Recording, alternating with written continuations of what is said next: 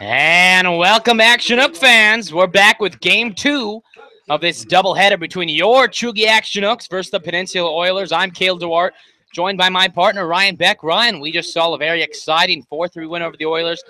Tyler Weekly on the mound. What are you looking forward to in this ballgame? Hopefully, we're looking forward to another victory by the Chinooks. That would help. It'd be nice to take it to these guys one more time, and we know it's very possible. The Chinooks bats, as we saw in the last game, are out there, and they can be deadly.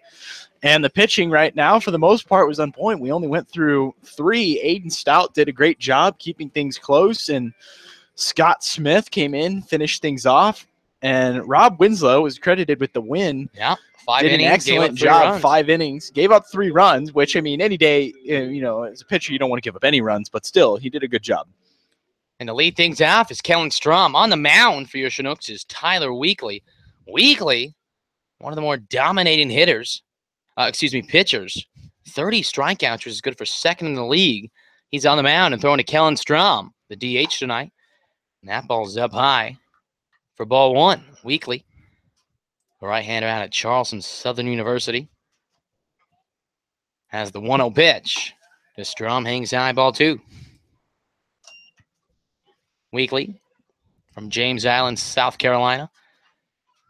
1-0 record in 5 games started as he misses outside, ball 3. 3.1 ERA, 30 strikeouts and 29 innings pitched, 8 walks, and has given up 22 hits in this Alaska Baseball League action. 3-0 pitch to Strom.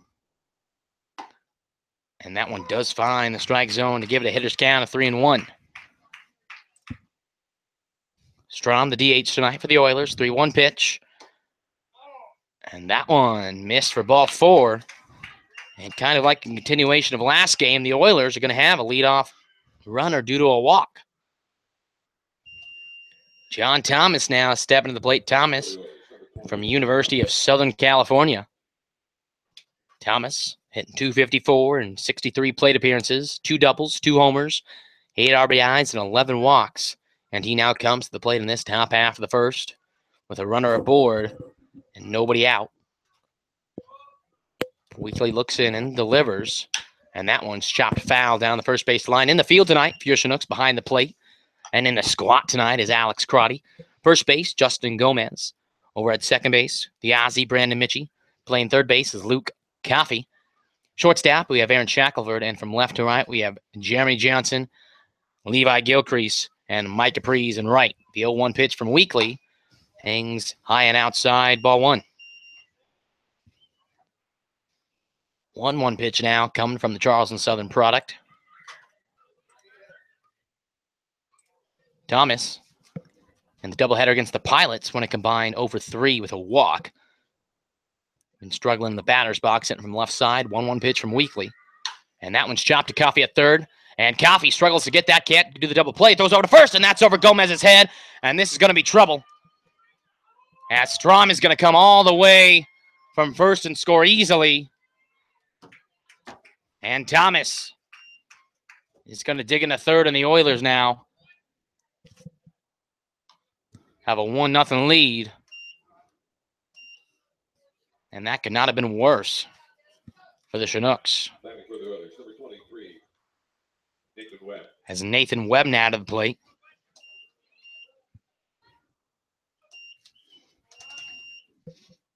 Nathan Webb hitting .272. Runner on third, nobody out. And Weekly misses down for ball 1.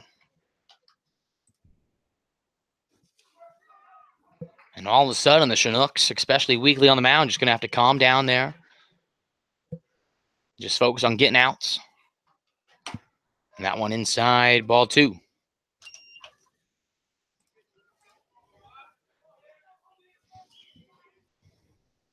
Two balls, no strikes. Runner on third, nobody out.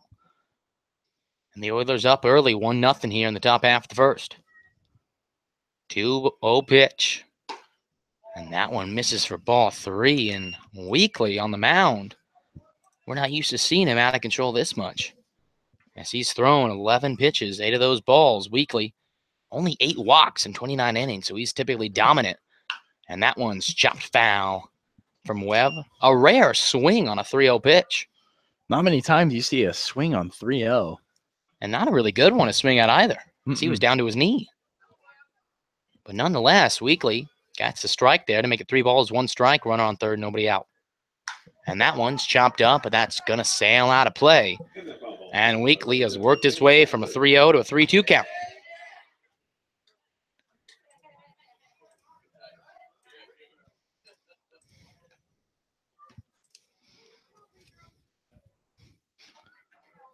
Three balls, 2 strikes. As that one's out to left field, and Johnson is going to roam over and put that away. And little do here, as Thomas is going to come home to score on that sac fly to give the Oilers a 2-0 advantage here in the top half of the first. And now, in a blink of an eye, the Chinooks have a 2-run deficit. As John Groth out to talk to the third base coach for the Oilers. Not sure about that, but nonetheless, that's chopped to Gomez at first. And Gomez steps on the bag, and 2 outs now here in the top half of the first. As that was Matthew Acosta up at the plate for the Oilers, just grounded out to Justin Gomez.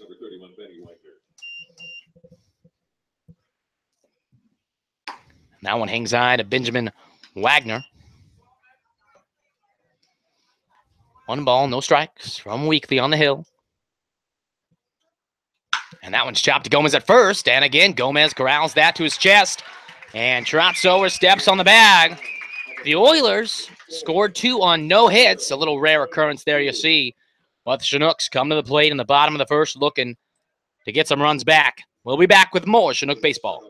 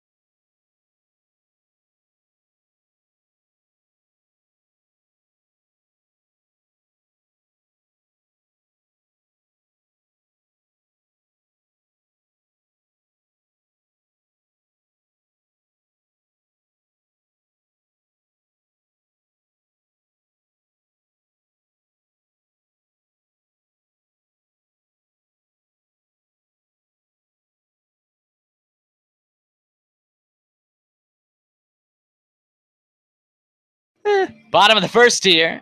Oilers lead 2-0. Mike Caprice to lead things off. On the hill today for the Oilers in this second game of the doubleheader is Kyle Lucky. Lucky, only 2 games started with a 1-0 record, a 2 ERA and 9 innings pitched, 5 strikeouts and 6 walks, and has given up 6 hits. And the first pitch to Prees is up high for ball 1. Mike Prees playing right field tonight. In the last game we saw about 30 minutes ago, went 1 for 2 with a triple and an RBI and a walk. Now it's a 1 ball, no strike pitch coming from the big right-hander Lucky. And that finds a strike zone there, strike 1. Lucky, the 6'6" right-hander from UC San Diego. Just finished up his sophomore year there. Looks in, the 1-1 pitch. And Prees sends that out to short left field. And Thomas out there in short's going to call that off and put that away for out number 1 here in the bottom of the first. Jeremy Johnson out of the plate. Johnson from Auburn University. 0 for 3 in the first game of this doubleheader with 2 strikeouts. We'll look to change that in this first at-bat of the second game.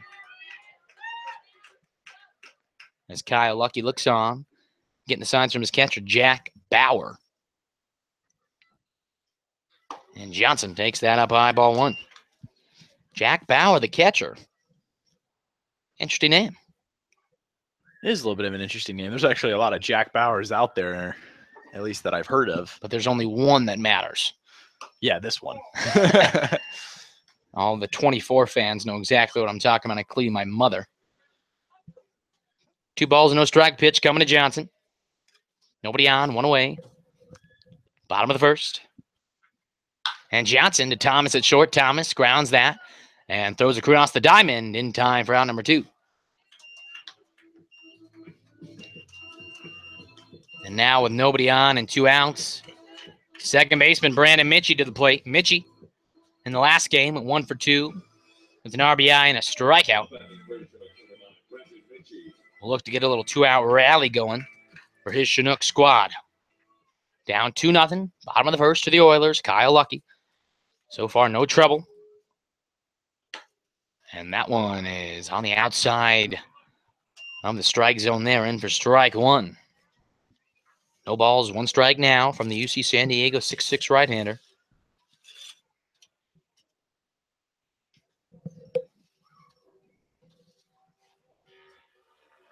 And Mitchie thought about it for a moment, but laid off.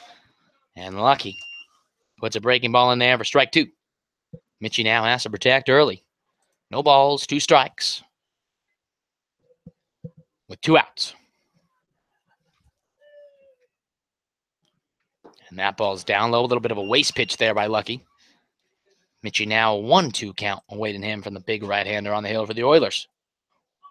Mitchie hitting .261, 3 doubles, 2 triples, 2 home runs, and 18 RBIs and 92 plate appearances. The 1-2 pitch.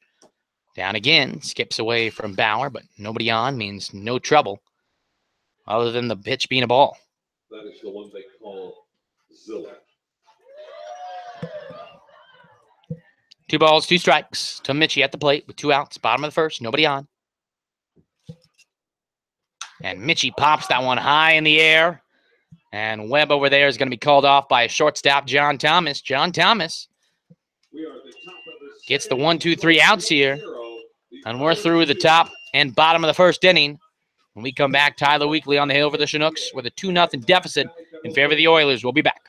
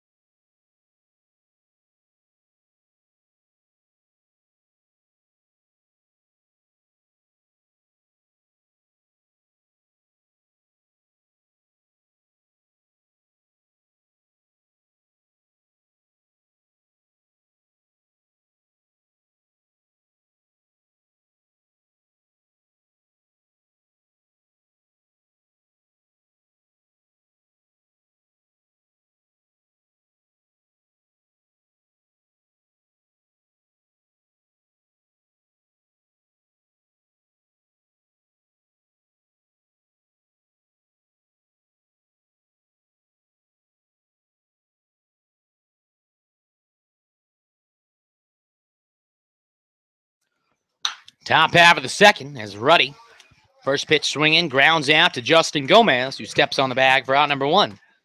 In this top half of the second, the Oilers lead 2-0 over your Chugiak Chinooks.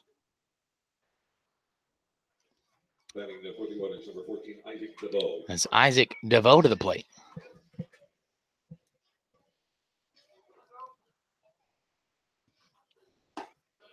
That one finds the high strike for strike 1 in this at-bat.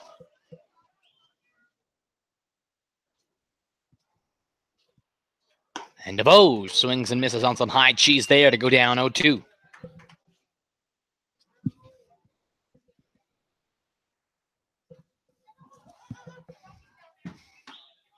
And that one drops on the outside, ball 1.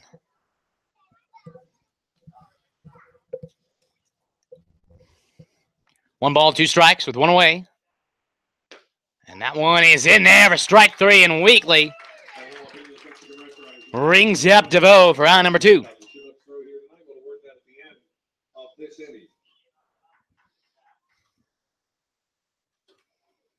Next batter is number 4, Josh Congdon. Josh Congdon to the plate from Lynn Benton Community College, where he wears number 24.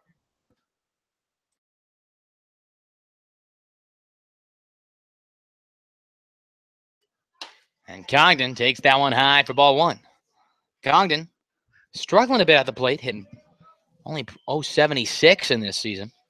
We'll look to get on a streak here as Weekly puts that one in, and that one's out to deep center from Congdon, and Congdon is going to round first. That ball travels all the way to the wall, and Congdon is going to dig around second and try to extend this to a triple. Mitchie, the long throw to third, and that's over. Coffee just gets ahead of that as Congdon slides in for a triple. Well, Ryan, when I said get it going, I did not mean hit a triple.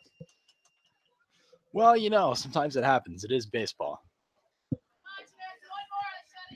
As the broadcaster's jinx is full effect as Congdon with a 2-outs triple. And the Oilers with a 2-0 lead already. With the left-handed hitting catcher Jack Bauer to the plate, will look to extend that to 3.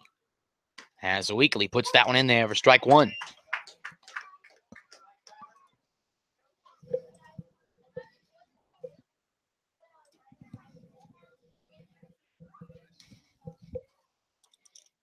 Jack Bauer, no balls, 1 strike pitch is on the outside for strike 2. Bauer from Lynn Benton Community College. No balls, 2 strikes awaiting him.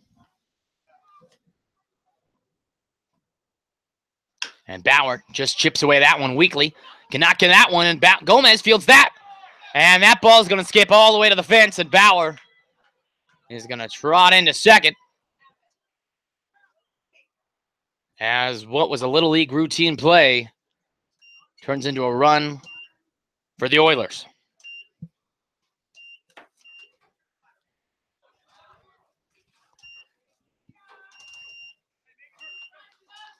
And now we're back at the top of the order. As all of a sudden, the Chinooks in a little bit of a hole here.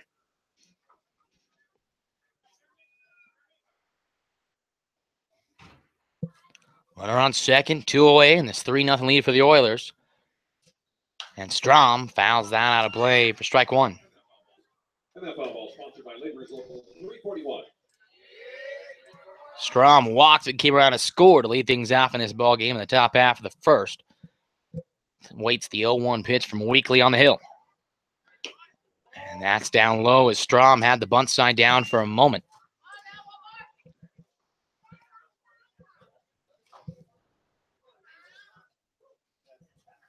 1-1 pitch, 2 outs. And that one drops down in for strike 2. 1 ball, 2 strikes, 2 outs from Weekly.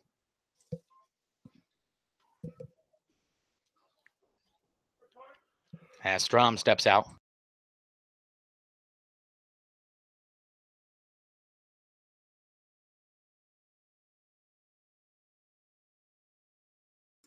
One ball, 2 strike pitch, and that one's chopped to Mitchie at second.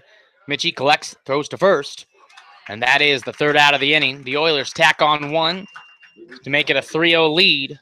As we head to the bottom of the second, Chinooks down 3. We'll be back.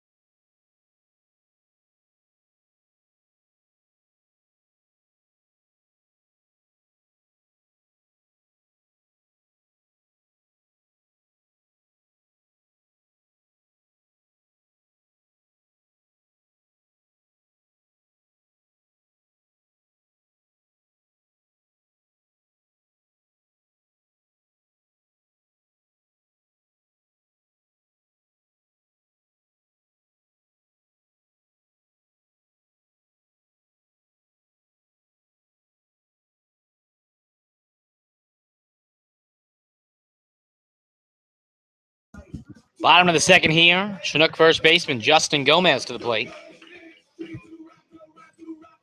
Gomez, after going over 2 with a walk in the last game of this first game of the doubleheader, average now at 216. As he'll look to get that up this game.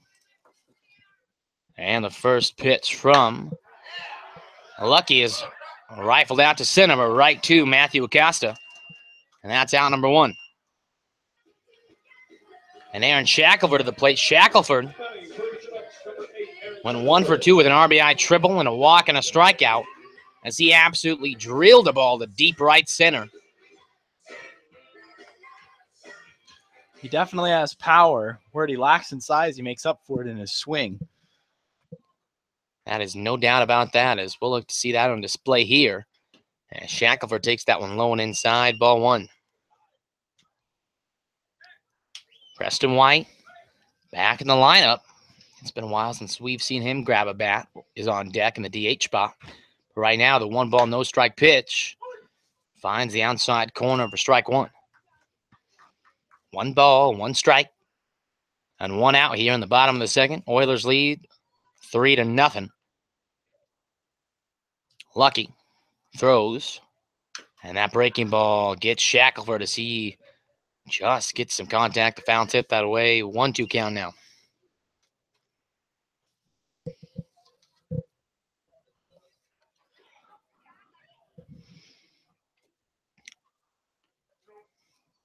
One ball, 2 strikes. Coming from the right-hander on the mound for the Oilers. And a swing and a miss by Shackelford. Makes for the second out of the inning.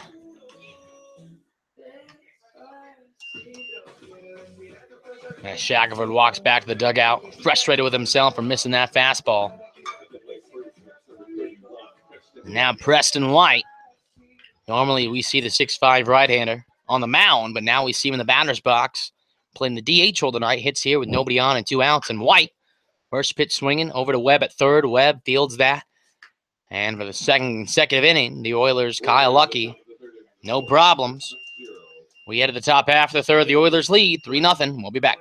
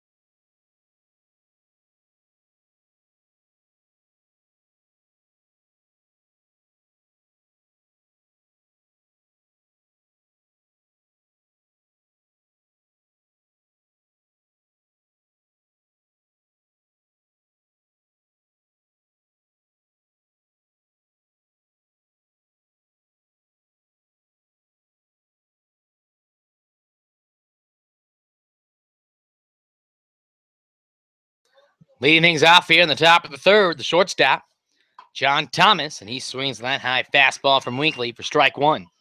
Thomas got on board due to an error by the third baseman, Luke Coffey. Yes, then he went to second on that error and came around to score, as well as punch an RBI himself. Winkley misses up high, even it up 1-1. 1 ball, 1 strike, coming from the Charleston Southern right-hander. That one is down low, ball 2.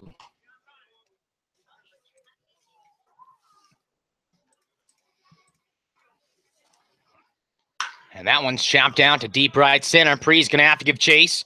And so is Gilcrease. Gilcrease goes back and not able to get a hold of that one. That drops at the bottom of the wall. Thomas is going to be around second. And Stroll into third.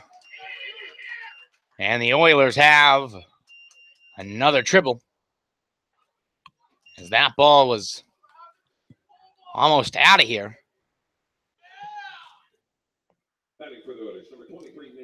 As it seems, Ryan, these bats from Kenai have finally woken up from the long trip down here. They have, and they've gotten a hold of a few, which has not been good for the Chinooks defense. As the infield is now in, down 3-0, any ground ball. If Thomas breaks from third, will be coming to the catcher, Alex Crotty. Webb fouls that one out of play to go down, no balls, 1 strike.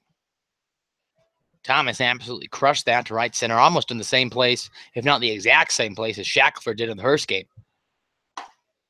Up high, ball 1. Matthew Acosta on deck. Nathan Webb currently at the plate. And Tyler Weekley on the mound. And that finds the outside corner to put Weekley ahead here, 1-2.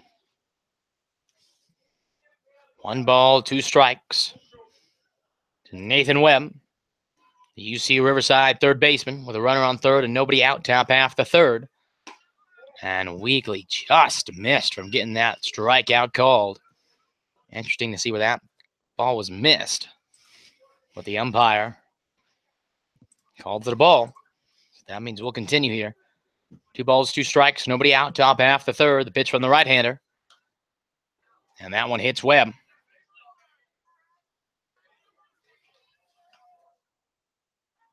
As Weekley having some words with the home plate umpire. And I would assume, I don't have bat ears, but I would assume asking him that wouldn't have happened, or where did that pitch miss that should have been called strike 3 that was instead called ball 2. I think what he was arguing was whether the batter had leaned into the pitch or not, which would have made it a strike. That also is another valid argument, as we saw Sally, the Miners, a few nights ago with a walk-off win over the Chinooks in what kind of was a similar situation as Weekley. Misses outside, ball 1. Critical position of this game. Down 3, top of the third. Again, we only play 7 in this doubleheader. And runners on the corners, nobody out with the cleanup hitter Matthew Acosta up. And the throw down from Crotty applies the tag, and Shackelford. The throw is a bit off from Crotty, but Shackelford and his athleticism applies the tag. And Webb gets caught still in there, and that's a big break for the Chinooks. And hopefully that swings the momentum in favor for the Chinooks here, as Weekley on that pitch missed for ball 2.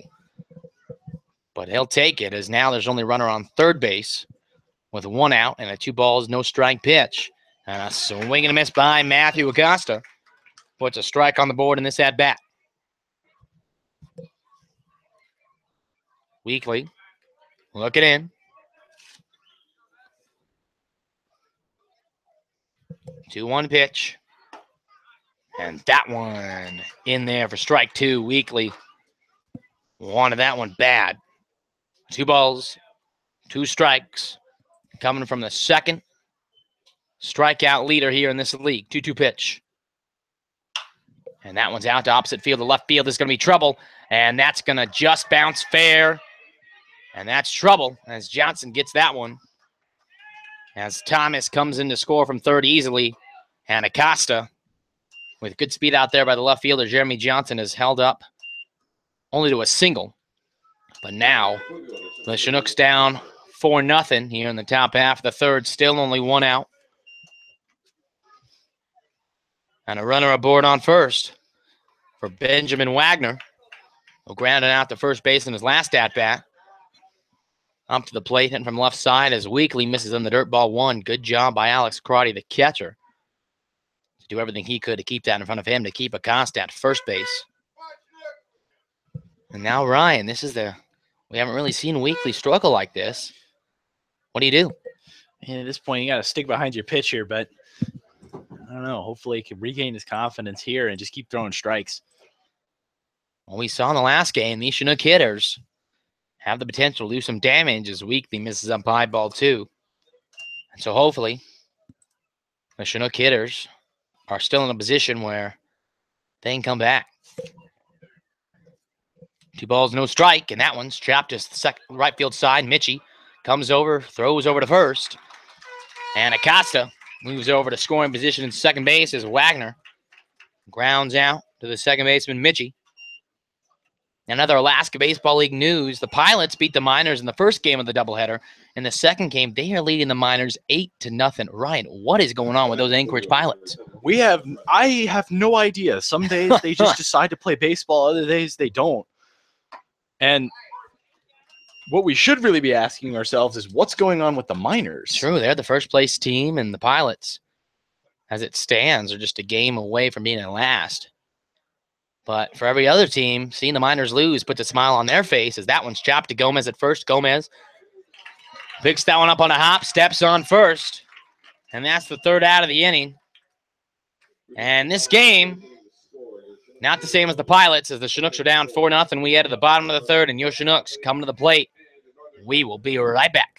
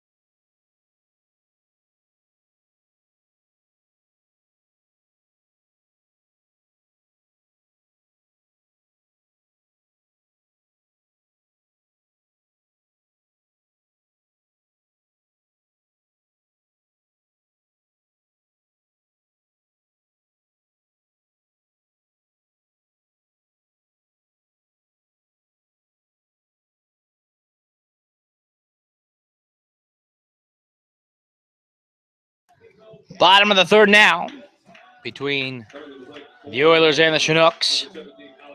Alex Crotty to the plate, the switch hitting catcher from Mercer University. Crotty comes into this game with a 169 batting average. Last played Friday, July 7th, where he went over 3 with a walk and a strikeout. As Lucky drops that breaking ball high, ball 1. Chinooks down 4, but their lineup does have the potential to put together a string of runs.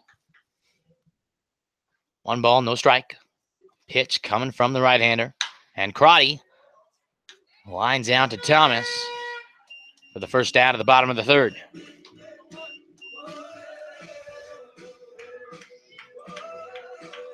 And now, coming to the plate is Luke Coffey, playing third base tonight. Coffey took game 1 off, and now comes into this game with a 229 batting average and 70 plate appearances. Hitting here with 1 out, nobody on in the bottom of the third. And Lucky throws that first pitch in that's fouled off by Coffey and puts him down. No balls, 1 strike.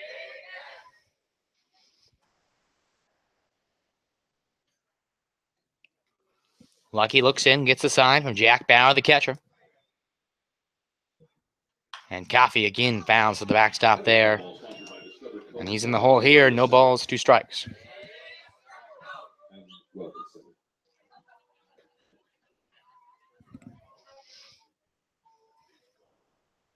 No balls, 2 strikes to the Westmont College, Luke Coffey. And that ball skips in the dirt. Easy take for the third baseman, Coffey there. Levi Gilcrease on deck for the Chinooks, as the Chinooks look to have some action in their bullpen. And we'll keep an eye on that and keep you updated. 1 ball, 2 strike pitch coming to Luke Coffey from Kyle Lucky. And that one's upstairs, ball 2.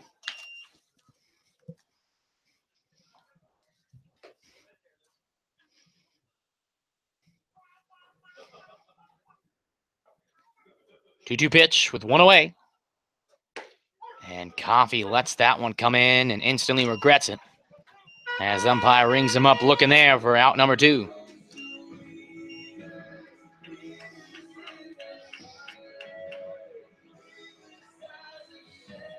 As Levi Gilcrease to the plate here with nobody on and 2 outs. Chinooks down 4-0. As Gilcrease looks to start a little 2-out rally, takes that breaking ball up high. Ball 1. Lucky, only 21 pitches so far. And I would gladly jinx this one. So far, a perfect game in 2 2/3 inning. As Gilcrease fouls that out of play, strike 1.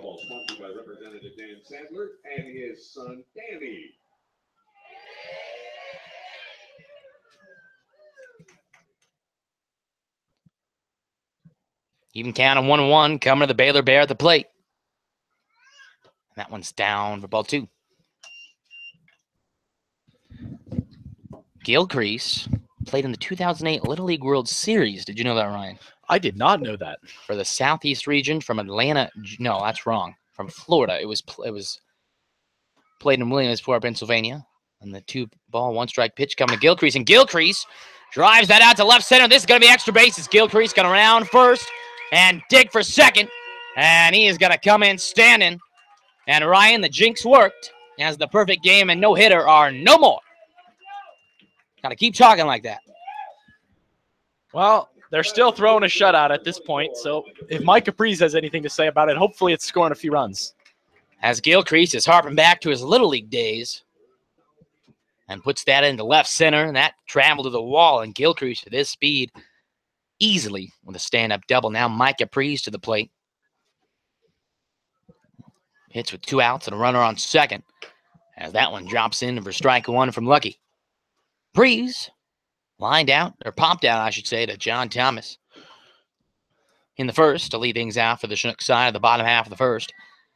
No balls, 1-strike pitch with 2 away, runner on second, and the Chinooks down 4 in the bottom of the third. As that ball down low, easy take for the Chinook right fielder.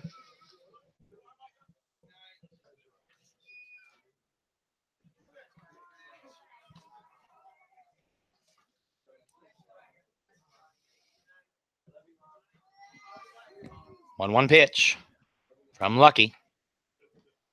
And Prees goes for that one, but fouls that off the catcher. Strike 2.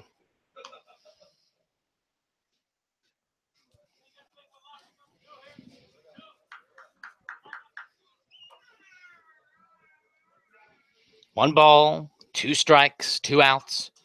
Bottom of the third, Levi Gilcrease stands at second. Mike Capriz on the left side of the batter's box.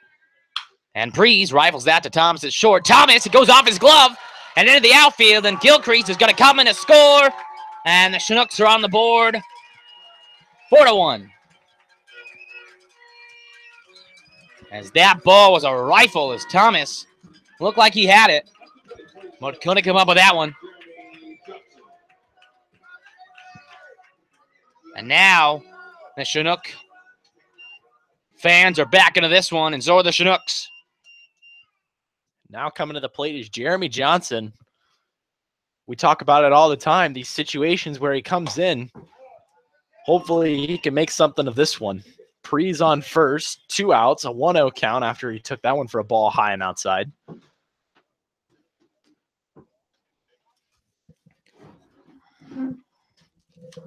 One ball, no strike. Pitch with 2 away and a runner on first. And Johnson is hit by that one. And now the Chinook is going to take his base, and the Chinooks have runners on first and second with 2 outs here. As it looked like right after that, Jack Bauer was just questioning if it went off the knob of the bat. But apparently the umpire says no. And now with runners on first and second, 2 away in this 4-1 lead for the Oilers, Brandon Mitchie to the plate, who lined out at the shortstop John Thomas in his first at-bat in the first. And like we were talking about in the latter half, or the former half of this inning, the Chinooks can string together runs in a hurry. And Mitchie awaits the first pitch. And that gets past Bauer. And that's going to put runners on second and third for the Chinooks. And the Chinooks starting to smell blood here from Lucky. There is most assuredly blood in the water now. And Brandon Mitchie with the opportunity to get 1 run with a base hit, maybe even 2, counting on Johnson's speed. I would almost guaranteed 2 if Mitchie can find a single. Got to knock on wood for that one, too. Thank you. 1 ball, no strike pitch with 2 away. Runners on second and third. Mitchie at the plate. And that one comes outside. Ball 2. Well, Ryan, you preach about this all the time. It just takes 1. Sometimes the Chinooks it's on an air. But once it starts, it kind of is a domino effect, and the Chinooks just get the confidence, and the runs start coming aplenty. They do. It's usually, as you said, it is a domino effect. They usually rally score really quickly. And sometimes they're just all at inopportune, the moments where the other team just makes 1 small error. And it's like there's always constant pressure. They're just looking for the 1 crack. Well, and the once Chinooks, they get through it, it's broken. And I think they definitely have broken it now, as Mitchie takes that one in for strike 1. Well, Ryan, like you were saying, I mean, that's the reason the Chinooks have a run on the board is from an error by John Thomas, the shortstop. 3-1 hitters count to Mitchie. Mitchie with a sure green light. But he's not going to use it, as instead he's going to take his base and load the bases here for Justin Gomez, who rifled the ball out to center fielder so hard that Matthew Acosta out there didn't even have to move. And that's going to cause an Oilers pitching coach to go have a word with Kai Lucky on the mound. Mike Capri's at third. He got on board due to an error, which led to Levi Gilchrist scoring from second. Jeremy Johnson on second base. He got on due to a hit by a pitch. And Brandon Mitchie now stands at first after he got on base due to a walk. And now, left-handed hitting Gomez to the plate. If he can drive one to the gap like he does on the regular, well, folks, that'll be a brand new ball game. Bases loaded, 2 outs. Bottom of the third, 1 run already come across the plate for the Chinooks. The Oilers lead 4-1. Buckle up, folks. Critical juncture of this game. If the Chinooks want to get back in this game, as Lucky after that pitching meeting sets with bases loaded. And Gomez takes one high, ball 1. And Lucky went 2 2/3 innings perfect, but ever since then has been on a downhill effect. 1 ball, no strike pitch to Justin Gomez. As that one is on the outside corner. That looked to be mainly because of Jack Bauer doing some good pitching training behind the plate. And the umpire caught on to that. 2 balls, no strikes. And Gomez is not a hitter you want to have to hang a ball to. 2 balls, no strikes, bases loaded with 2 outs. And Gomez takes one high, ball 3. And Ryan, I know it's rare to see a 3-0 pitch, but I have to think if Gomez sees a pitch down the middle, he has to go. He might see it. It just depends on how comfortable he is. I mean, this is I think the 4th pitch now that Bauer's thrown that's been a ball. Yeah, you never know.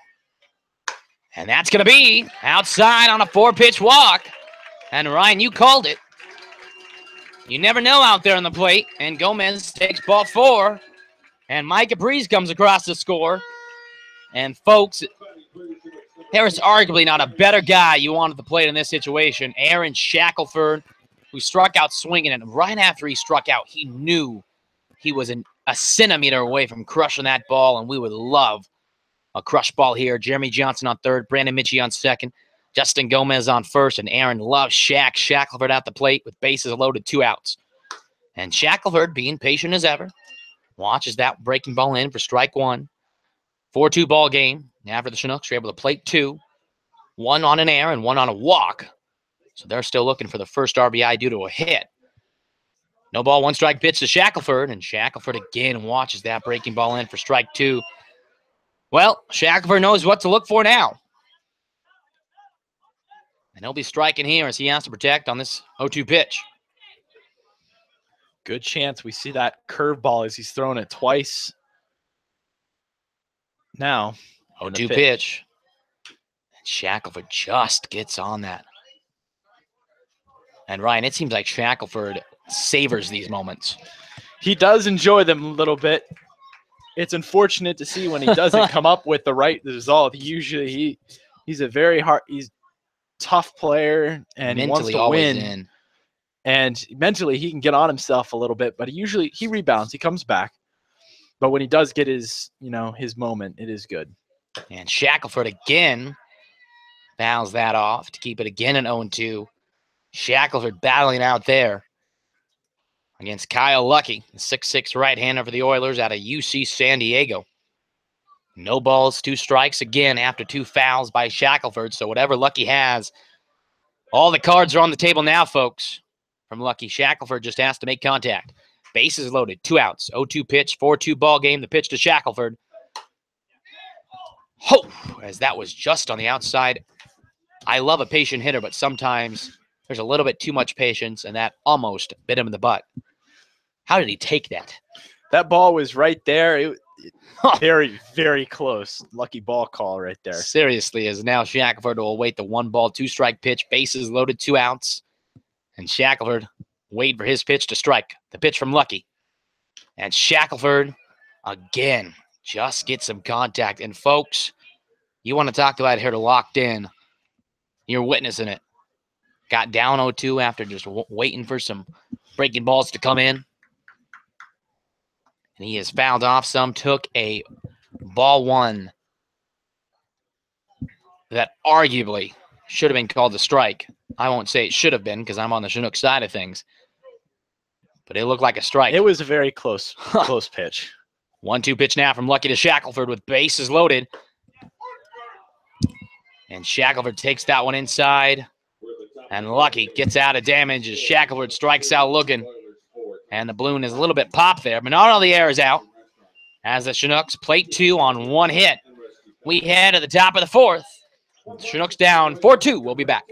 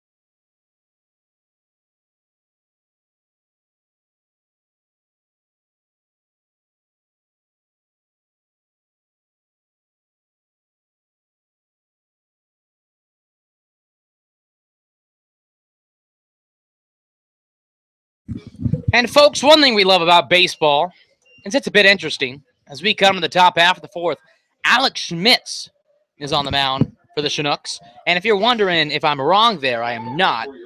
As folks, that's what happens when you lose 2 pitchers due to injury. Alex Schmitz, and folks, I have looked up. He actually pitched 2 no-hitters during his senior year of high school for Metro Christian Academy, went 5-0 with 64 strikeouts. And he looking pretty good as he gets DeVoe there. A swing and miss. Ryan, you've been here for your whole life. Have you ever seen a position player pitch for your team? I have. I mean, it's not a normal thing, but it's, you'll take a picture anyway you can get one. They're hard to find. And Schmitz gets DeVoe to swing that one out of play for strike 2.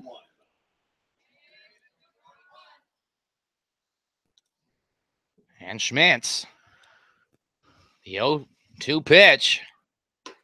And that breaking ball hangs on the outside corner. Well, the shortstop turned pitcher has something up his sleeve. 1-ball, 2-strike pitch here in the top half of the 4th. Schmitz looks in and delivers.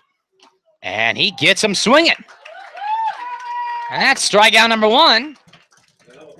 And these Chinook pitchers must be wondering, what the heck? How do I do that? Or they're going, where the heck was he sooner?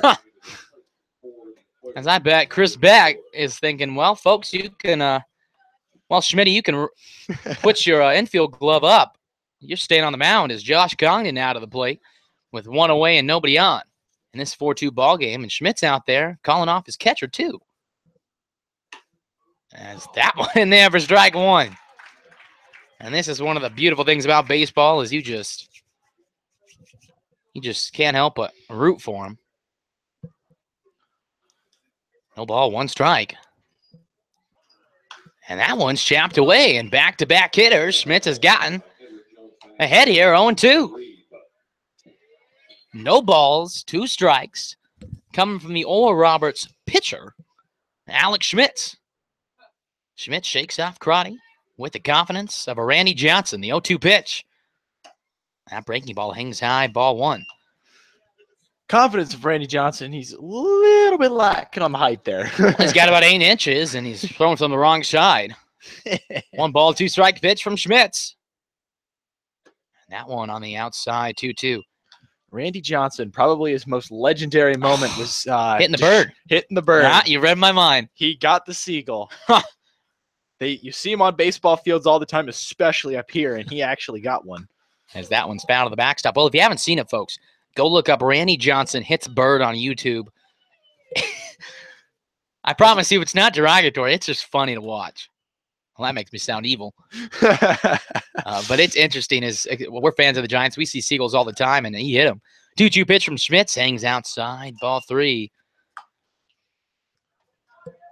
But that If you've ever wondered what a seagull looks like after a 95-mile-an-hour fastball comes through, that video does a good job of explaining. 3-2 pitch from Schmitz. And that one's chopped to Mitchie at second. Mitchie fields that, throws over to first. And that is a second out of the ball game. Now, I believe they're still here. I also believe Schmitz's parents are in attendance.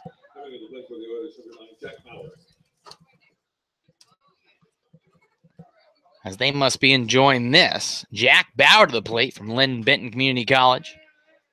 Hitting here with nobody out and 2 away. And the Oilers up 4-2. And that one in there, first pitch strike from Schmitz. No balls, 1 strike, 2 outs, nobody on.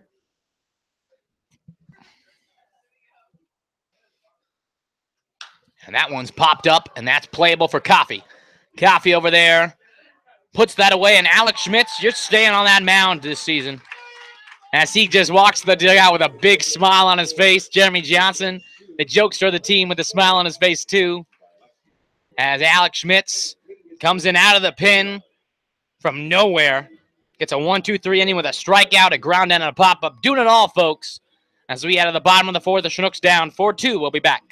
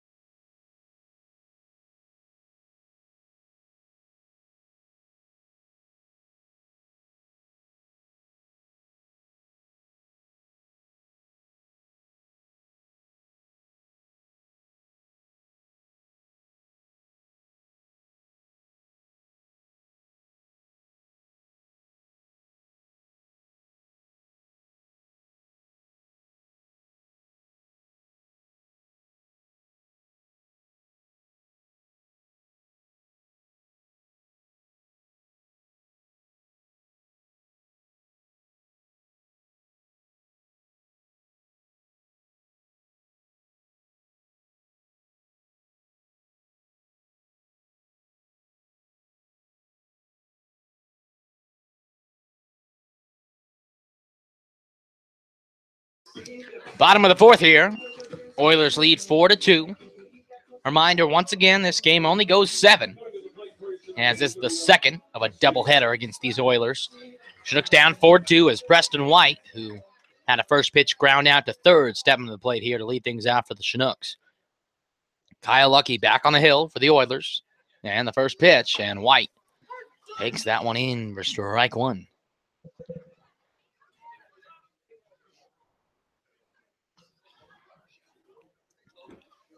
No balls, one strike.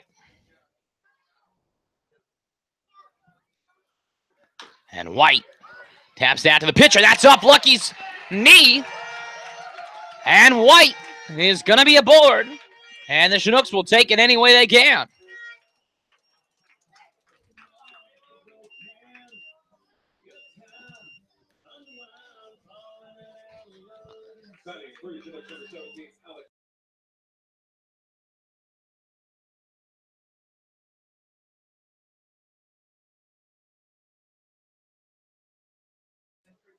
Runner on first now.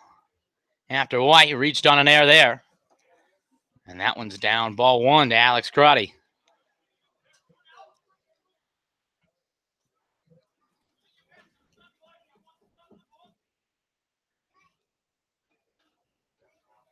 Alex Crotty. One ball, no strikes. And thought about it, held up, but that one's in there for strike one anyway.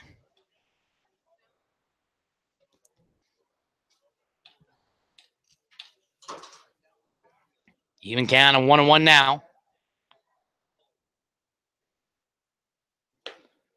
And that one drops for ball two. Crotty held up again. Good choice that time. White stands on first after his grounder went off the pitcher's knees for an error.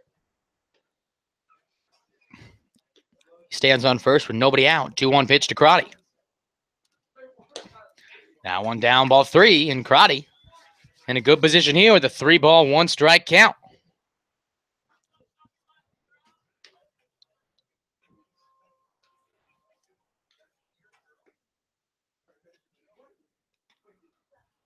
And Crotty, opposite field, and that's going to drop in left field.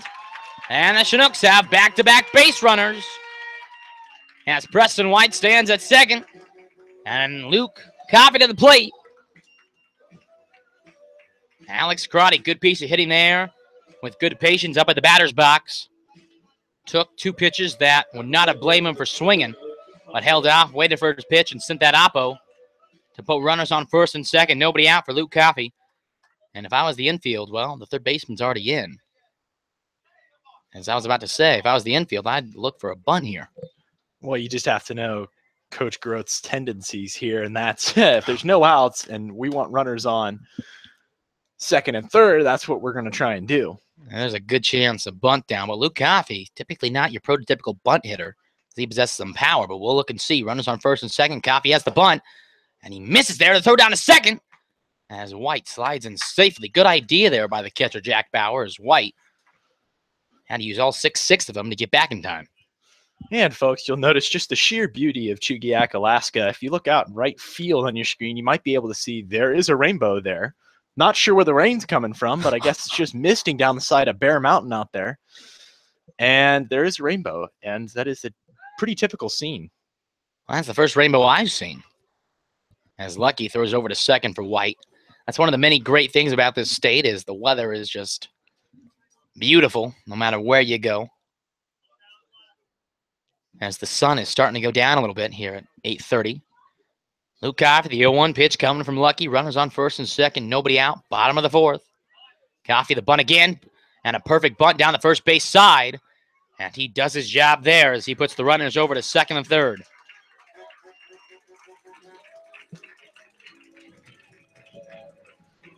And Gilcrease stepping up to the plate now. One away, runners on second and third. Huge opportunity for the Chinooks. If Gilcrease can execute here, it's going to mean a lot in the long run. Runners on second and third for Gilcrease.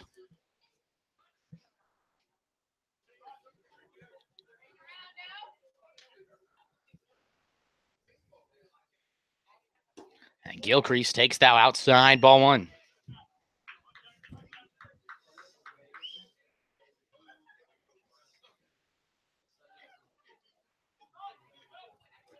Preston White on third, Alex Crotty at second, one away, bottom of the fourth, and Levi Gilcrease to the plate in this 4-2 ball game. And that breaking ball hangs up high, ball one. Ball two, excuse me. As Gilcrease now has a 2-ball, no strike pitch coming from the right-hander Lucky. As Gilcrease has been feeling well there in the batter's box, will look to pounce. That ball's in the dirt. No need to pounce on that one. Gilcrease right here. Got to stay patient. 3-0. If we look at the history from the last time we saw a 3-0 count in a high-stress situation like this, might be good to sit on this one. 3 balls, no strike coming from Lucky, who actually walked in a batter. And he walks again. Ryan, you call that one. Way to go. Another good example of just patient hitting from Levi Gilcrease. And talking about patient hitting, Mike Capri's. It seems whenever he comes up to the plate with a runner in scoring position, he just plops one in the center field. And we would love another one of that one right now. And now we're going to have another meeting from the pitching coach. We'll keep an eye on if it's just a meeting or if it's a pull. It looks like it's probably going to be a pull.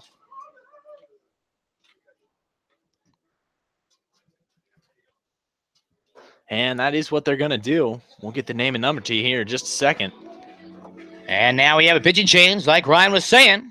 We'll take a break and be right back. 4-2 game, bases loaded, one away. Your Chinooks up on the bottom of the fourth.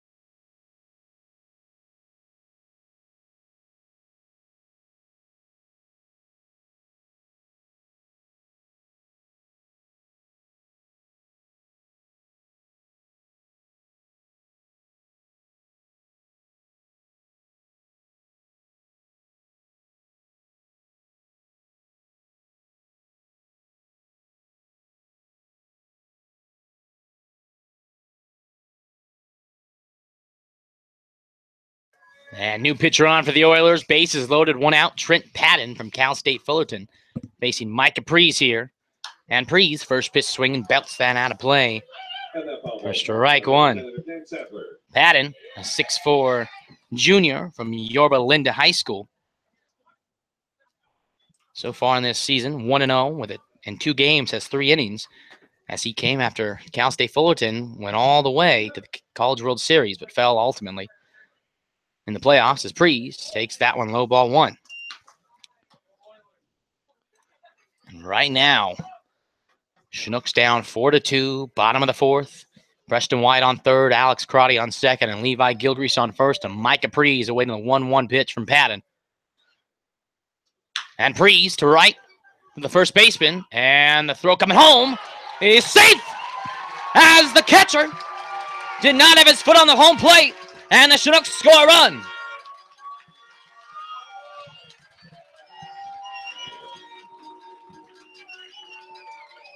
Chinooks catch a real lucky break there. And now they have a new thing coming. They call him Jeremy Johnson. The bases are loaded. It's 1 out. It's what he lives for. The clutch situation. And now, Bases loaded again for Jeremy Johnson. I'm surprised the first baseman just didn't go for the double play there. But ultimately, Jeremy Johnson now takes that one high for ball one. And Ryan, you should get paid to be the president of Jeremy Johnson's fan club. I love it, though. And we're hoping Johnson can come up clutch once again. 1 ball, no strikes, 1 away. Bases loaded. Chinooks down 4-3 now. And Johnson watches that outside. Strike 1. Not sure why. But I'm not the man in black, so I'll let it go. 1 ball, 1 strike, 1 out, and down 1. Johnson awaits the pitch from Patton on the hill. Bases loaded. And that's outside, ball 2. Johnson just needs to stay patient right here. Needs to find his pitch, make sure he can at least get it into the outfield. If not, put it somewhere in the gap, but keep it out of the infield to avoid the double play. And Johnson may just not have to put anything in at all. As Patton misses outside, ball 3. And now, Jeremy Johnson, who loves to be aggressive, has a 3-ball, 1-strike pitch coming from Trent Patton. Bases loaded. Chinooks down 1 with 1 away in this bottom of the 4th. Patton looks in and throws. And Johnson into left field, and that's going to be good. Crotty scores, and Gilcrease coming in. The throw from left field is not even close. And this game is in favor of the Chinooks after a 2 RBI single. Ryan, I will get it started right now. The fan club is being issued. You're making buttons. You're making T-shirts. Jeremy Johnson once again comes up clutch and gives the Chinooks a 5-4 lead.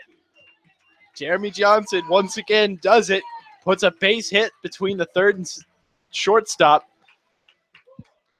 All they needed, and 2 runs will score with the fast running of Levi Gilcrease. And now we're not done as Mike Capri's on second, Jeremy Johnson on first, and Brandon Mitchie hitting with a 5-4 lead. And Mitchie takes that one in for strike 1. The Chinooks were down early at 4-0, but they fought and clawed their way back. 2 runs in the last inning, bottom of the 3rd, and 3 in this inning, and they're still looking for more. 1-strike pitch to Mitchie. And Mitchie sends that out in the outfield. Sends that to Strom out there in center. And Prees is going to come back to tag, but ultimately the throw is too good by Strom out there in center. Excuse me, that was Acosta out there in center. And now with runners on first and second and 2 outs, Justin Gomez to the plate.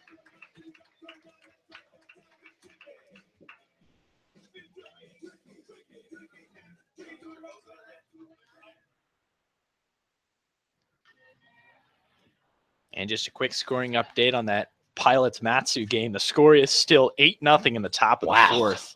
That is just shocking. As it seemed, the Pilots seem to be the one team we probably have the most confidence in.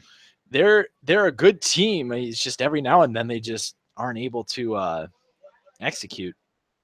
But I guess today is their lucky day. And Gomez fouls that down the first base line to even up the count 1-1. And if we're looking at the score line correctly, the Miners only have 1 hit to their team. 1 hit shutout. What inning is it? We are it'd be the top of the 4th. Wow, the Pilots pitching staff put on a good showcase there. And right now, the Oilers would love some of that magic.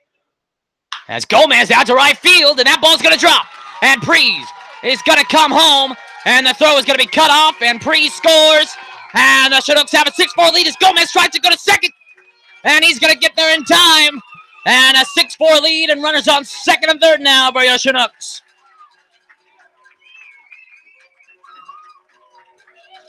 Wow.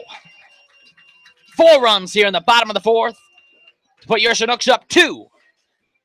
As Love Shack Shackelver now to the plate, who would love to just belt one out of here, but will take a single. As singles are a good way to start. Doubles get better. Triples are fantastic. And home runs are let's go home. 2 outs, runners on second and third. 6-4 lead for your Chinooks. And Shackelford takes that one in for strike 1.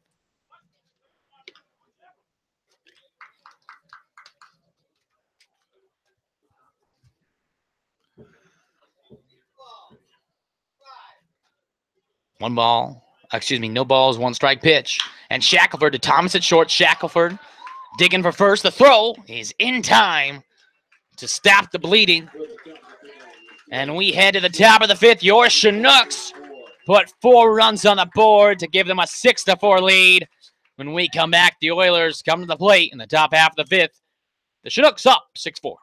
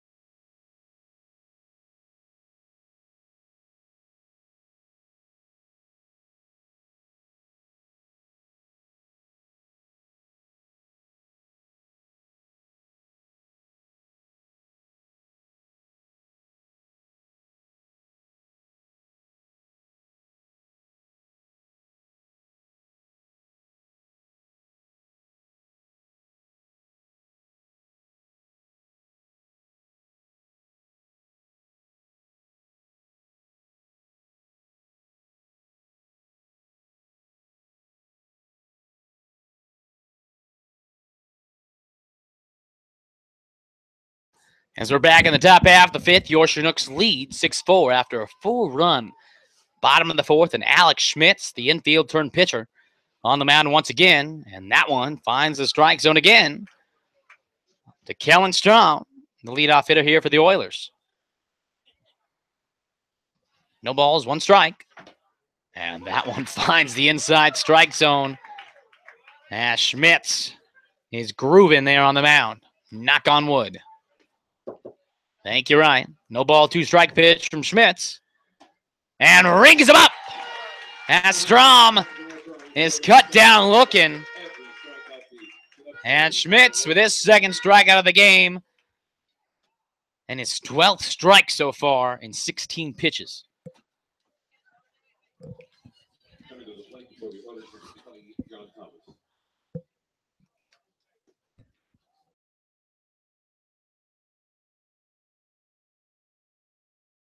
We might.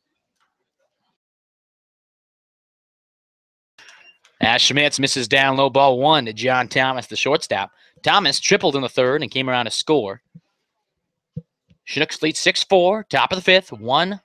1-0 pitch comes inside, almost hits Thomas. 2 balls, no strikes.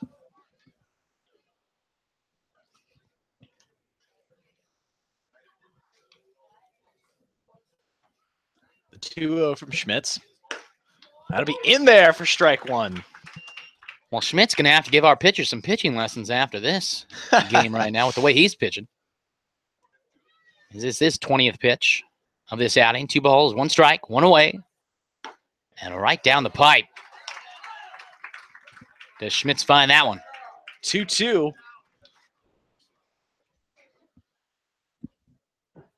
2 balls, 2 strikes. Schmitz winds and delivers. And that breaking ball is fouled off by Thomas as he was just able to get some contact on that one.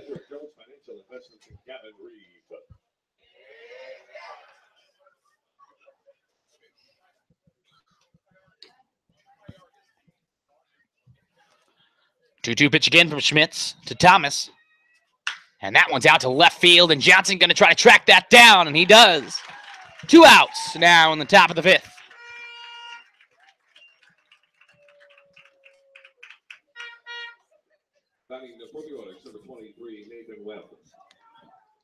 Nathan Webb now to the plate.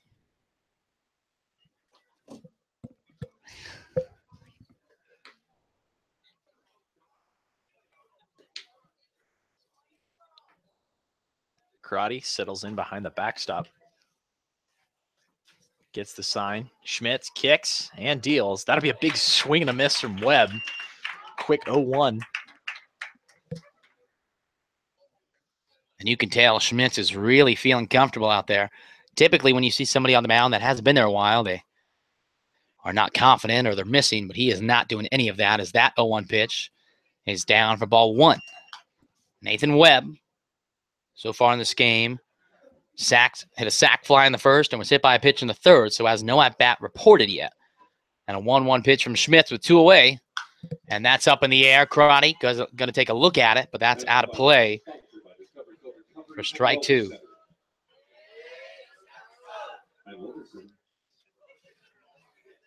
One ball, 2 strikes, 2 outs, nobody on. Top of the 5th, your Chinooks lead by 2, 6-4. Schmitz winds and kicks and throws and hangs on the outside. Ball 2.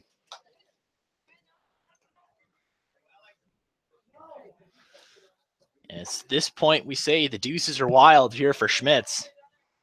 2-2 with 2 outs and a 2-run lead as that one's belted out to left center, and that's going to be trouble.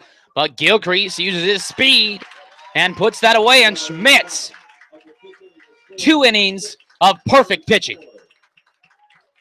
As we head to the bottom of the 5th, your Chinooks lead 6-4. We'll be back.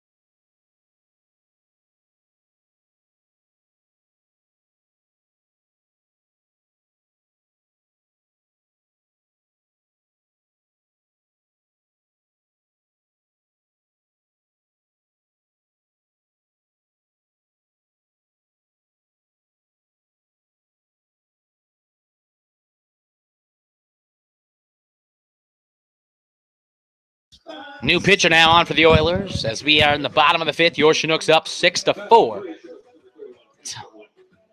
Mason Corneliuson so far in 6 games on the mound with 9 2/3 innings, 6 strikeouts, 7 walks, 5'7".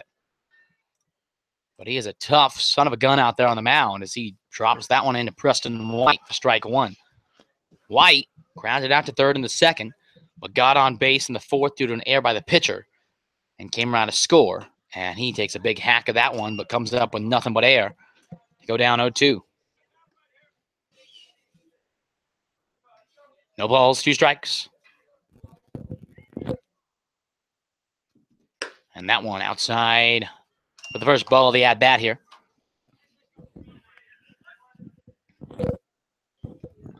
Corneliuson looks in, 1-2 pitch. And White takes a hack at that good breaking ball there, and he's down on strikes for the first out of the bottom of the 5th. Alex Crotty, who singled in the 4th and came around to score, comes to the plate for the Chinooks with nobody on and one away. Bottom of the fifth, your Chinooks lead 6-4. As Crotty got this rally going after White got on doing an error, and he'll look to do the same here as he takes a swing and a miss for strike one.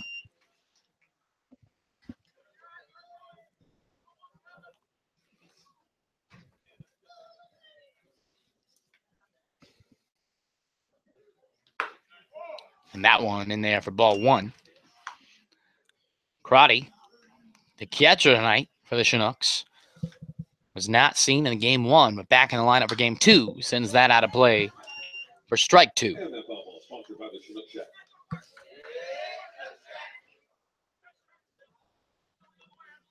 One ball, two strikes, one out, nobody on, bottom of the fifth. Corneliuson winds and throws, and Crotty sends that high in the air. The catcher, Jack Bauer, is going to be called off by Webb's third baseman, who puts it in his glove for out number two. 2 outs now in the bottom of the fifth for Luke Coffey.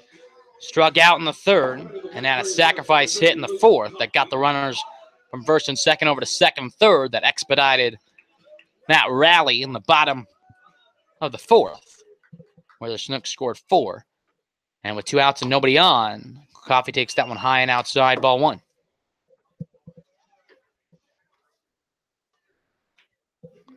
One ball, no strike pitch from the 5-7 right-hander. Outside, ball two. Coffey, not a guy you want to miss, as he takes big hacks out there, and when he comes up with one, it goes far. 2-0 pitch to Coffey. And Coffey watches that one in for strike one.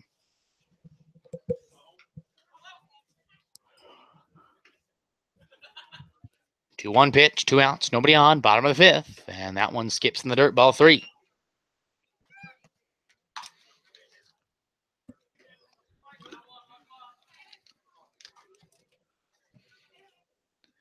Three-one pitch now to the Westmont third baseman at the plate.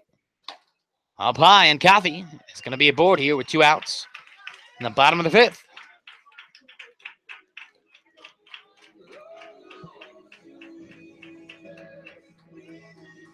And with that walk from Coffey, Levi Gilcrease doubled in the second and came around to score. Walked in the fourth and came around to score. Now comes to the plate with a runner on first and 2 outs in the bottom of the fifth. And Gilcrease takes a big hack of that. Well, comes up empty for strike one. No balls, 1 strike. To the Baylor Bear at the plate, hitting from the right side. Against the 5-7 Mason Corneliuson with Luke Coffey on first. And the Chinooks up 2. And that finds the strike zone for the second strike of this at-bat. Gilcrease now has to protect up there, down 0-2. The Chinooks have some action down in their bullpen. Same with the Oilers. We'll keep you on pace with that as we see pitching changes in the near future. 0-2 pitch to Gilcrease. As that one is outside for ball one. Gilcrease rarely strikes out looking. Always seems to be good at protecting the at-bat. And don't do so here. 1-2 pitch with 2 outs.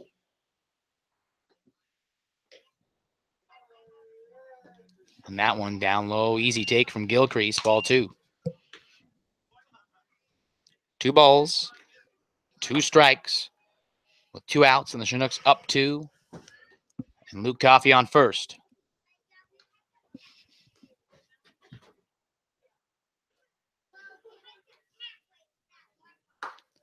And that one, good eye by Gilcrease, takes it on the outside, and he's worked his way from an early 0-2 hole. Worked his way to a full count of 3-2. Luke Coffey on first, 2 outs. 6-4 lead for the Chinooks, bottom of the fifth. The 3-2 pitch. There goes Coffey and Gilcrease. An easy take there as he's going to get a base on balls. And now Mike Capri's the top of the order, who singled in the fourth, brought home a run, and came around to score himself. Coming to the plate with 2 outs and runners on first and second. Mike Capri is one of the most dependable hitters we've seen in this league. Can always seem to count on him for an RBI single when there's a chance to.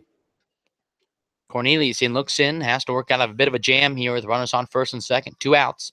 The pitch to the left-handed hitting center fielder. As Prees is going to get that right up the middle. And right on cue, Priest does that. Coffee is going to score easily standing up, and Gilcrease is going to come all the way from third, from first. 7-4 lead for your Chinooks.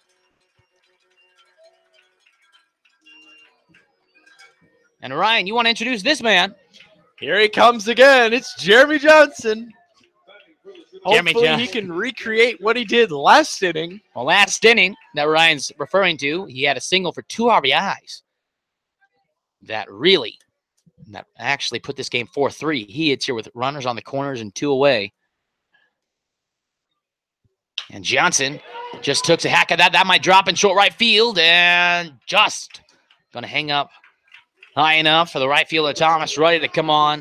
The Chinooks put 1 on the board, and we head to the top of the 6th. Chinooks 7, Oilers 4. We'll be back.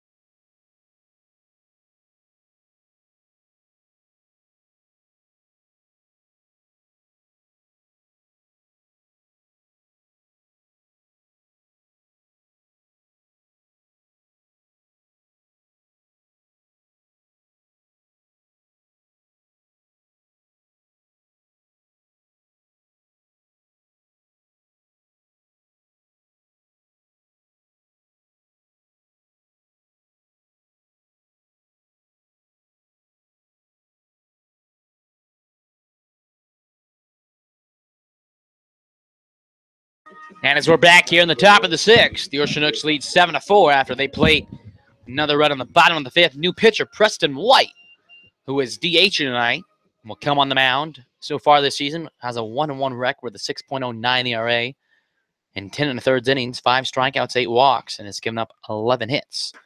And he puts that one in for strike 1 to the Oilers center fielder Matthew Acosta. White last pitched on Friday in a 9-5 loss to the Bucks. Went 2 innings, gave up 2 runs on 1 hit and 3 walks in the 10 batters he faced. The 0-1 pitch now.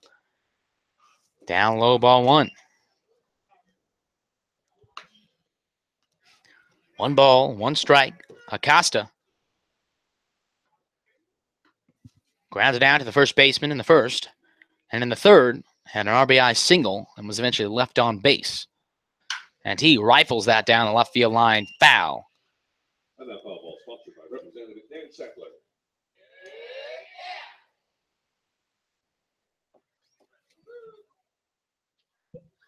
One-two pitch from White. As Acosta grounds that one foul. Slowly down the third base line.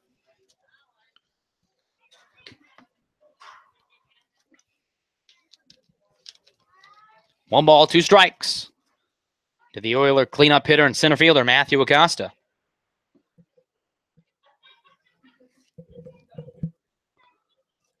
White sets on the mound. And a swing and a miss by Acosta. He goes down swinging, and White gets his first out of the ball game here.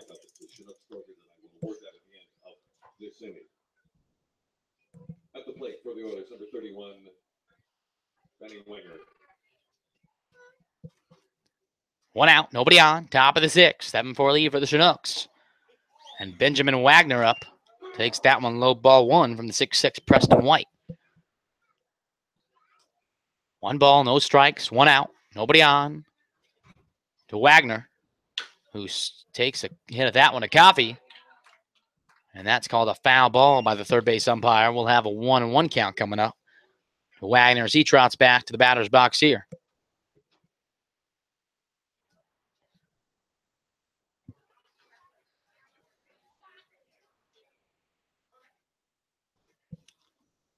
One pitch from White. In the dirt, almost says hello to Ocasta's feet there. As White misses for ball 2.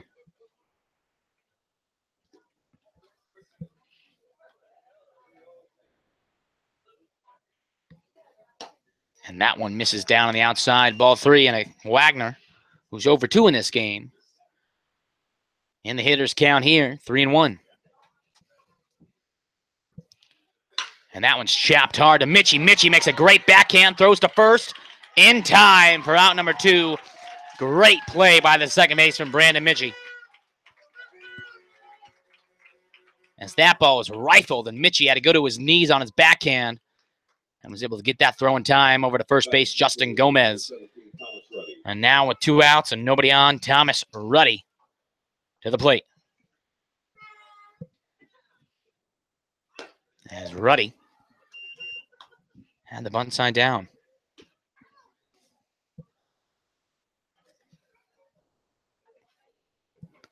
White looks in, 1 ball, no strikes. 2 outs, nobody on. As that finds the outside corner, strike 1 to the right fielder.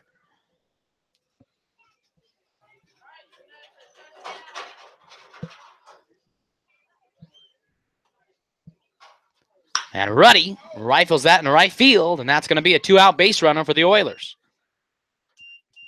Ruddy, a good piece of hitting there.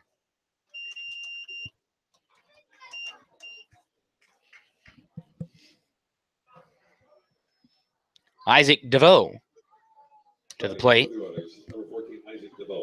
DeVoe hits here with a runner on first. 2 away, top half of the 6th. Reminder, this game only goes 7, so the Chinooks only need 4 outs here to put this second one of the day in the win column. And DeVoe to Mitchie at second, and Mitchie grabs that one and steps on the bag. White does his job out of the bullpen. And we've reached the bottom of the 6th. The Chinooks lead 7-4 over the Oilers. We'll be back.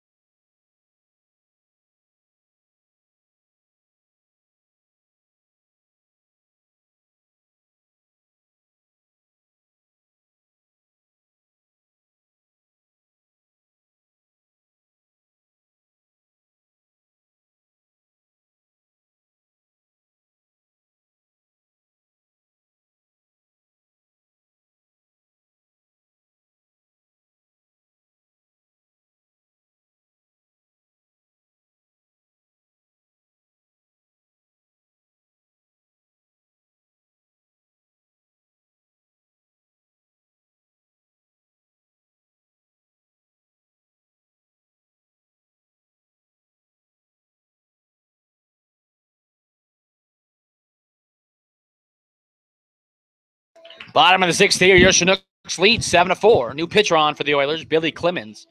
The 6'2 right-hander from Hawaii Pacific University in 8 games has 13 innings on the mound, 3 strikeouts, 6 walks, and 11 hits. And his first batter of the evening will be the second baseman, Brandon Mitchie. And the first pitch to the Chinooks second baseman is rifled into left field. And Mitchie continues his hat streak with an opposite first pitch single.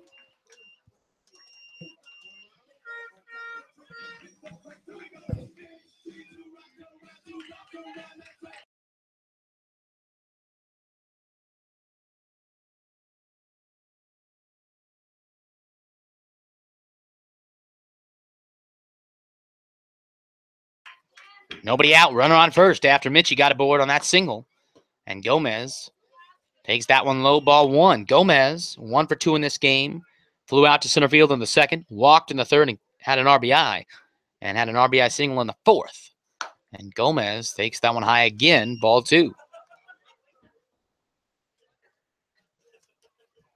2 balls, no strikes. Runner on first, nobody out. Bottom of the 6th as your Chinooks look to tack on some more insurance runs as they lead 7-4 over the Peninsula Oilers. And that one is in there for strike 1 from Clemens on the hill.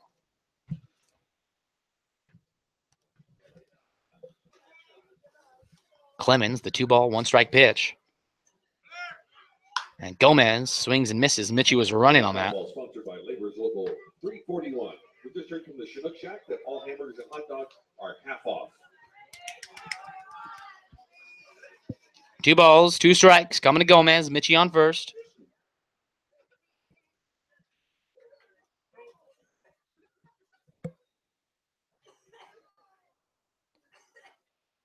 And Gomez rifles that to second. That's grab there. It was dropped by the second baseman Congdon. And Mitchie just got punked. As folks, Gomez lined out to second base from Congdon. But Congdon, he had to dive. It appeared he caught it. But when he came down to it, did not hold on to it. So instead threw to second. And so Mitchie gets called out there. And now, 1 away runner on second. Aaron Shackelford, who's over 3 in this ballgame, steps to the plate.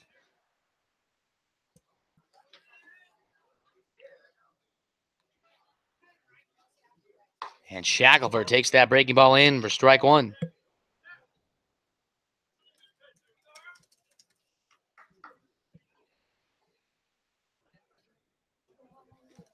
No ball, 1-strike pitch. Outside, ball 1.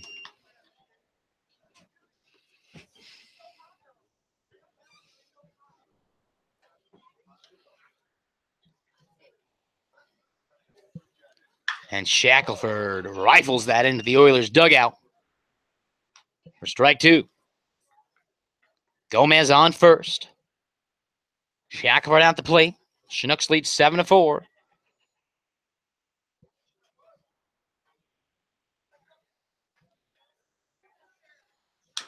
And Shackelford dribbles that over to Clemens on the pitcher's mound, and he flips over to first. For out number 2 as Gomez takes second on the play. And Preston White, the DH, and now pitcher, steps to the plate with 2 outs and a runner on second. And another Alaska Baseball League news, the Pilots extend their lead to 10-0 over the Miners at the bottom of the 5th. Still just 1 hit for the Miners. As there must be something going on with the Miners. Well, that's good for the Chinooks. As if the Pilots, I would highly doubt they lose a 10-run lead, but, just to be safe, if they keep this result, the Chinooks move up in the standings. If they can also hold on to these results, as White takes that one high, ball 1.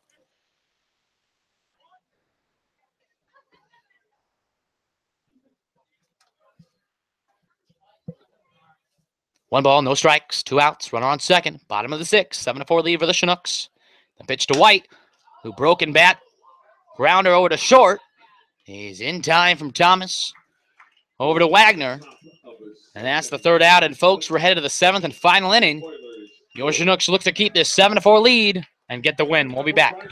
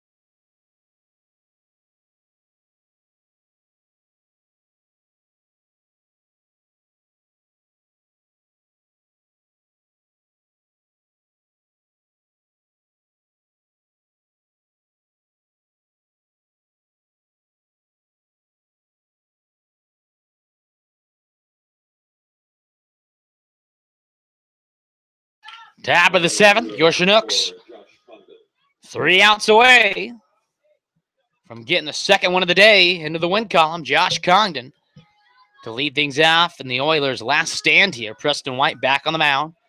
A 7-4 lead for the Chinooks. And that one finds the strike zone, strike one.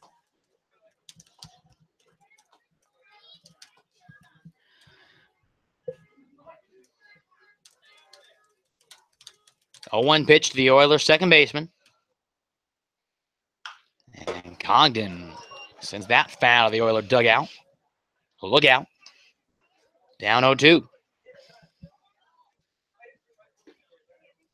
No balls, 2 strikes. Nobody out here, nobody on. Top of the 7th. Your Chinooks 3 outs away from getting this win over the Peninsula Oilers. 0-2 pitch from the 6'6 righty. And that one is fouled off the plate. As Crotty applied the tag just in case, but the home plate umpire calls foul, and we'll have an 0-2 pitch again.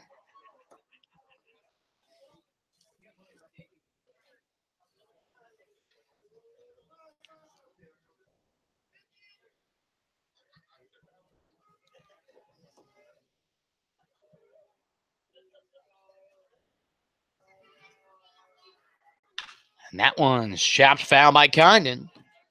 0-2 pitch again, and coming from Preston White.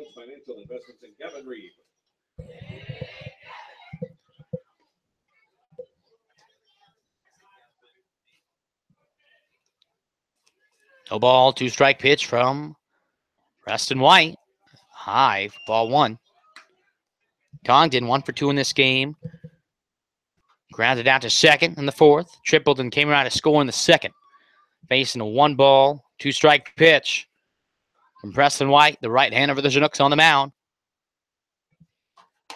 As that one hangs high and upstairs for ball 2.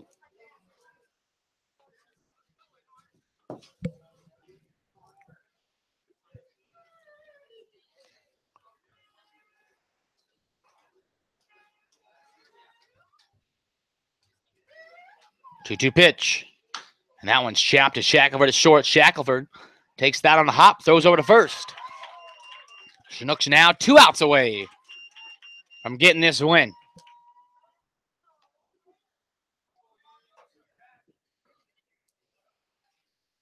Jack Bauer, the 9-hole hitter and the catcher for the Oilers, comes to the plate. Jack Bauer, over 2 in this game, got on in the 2nd due to an error. And in the 4th inning, flying out to the 3rd baseman, Luke Coffey, as White puts that one in there for strike 1.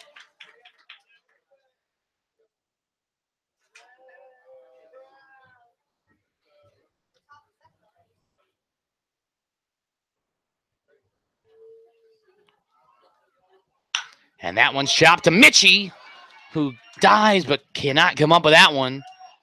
And Jack Bauer and the Oilers are going to have a base runner with 1 away. Top of the order now for the Oilers, Kellen Strom, the DH, coming to the plate with a runner on first and 1 away in the 7-4 lead for the Chinooks. Strom walked and came around to score in the 1st, grounded out to second in the 2nd inning, and in the 5th inning, struck out looking. We'll look to reverse that trend here and get on base to start a rally here for the Oilers, while Preston White and the Chinooks look to shut it down. And that one's low to Crotty behind the plate, ball 1.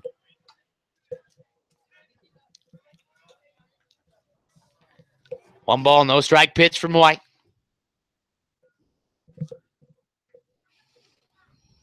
As White looks over to Bauer at first, who slides in safely. Bauer just got on due to a single right past the glove of our second baseman, Brandon Mitchie. Bauer takes his lead on first. White sets with the 1-0 pitch on its way to Strom. And Strom takes that one in and low, ball 2.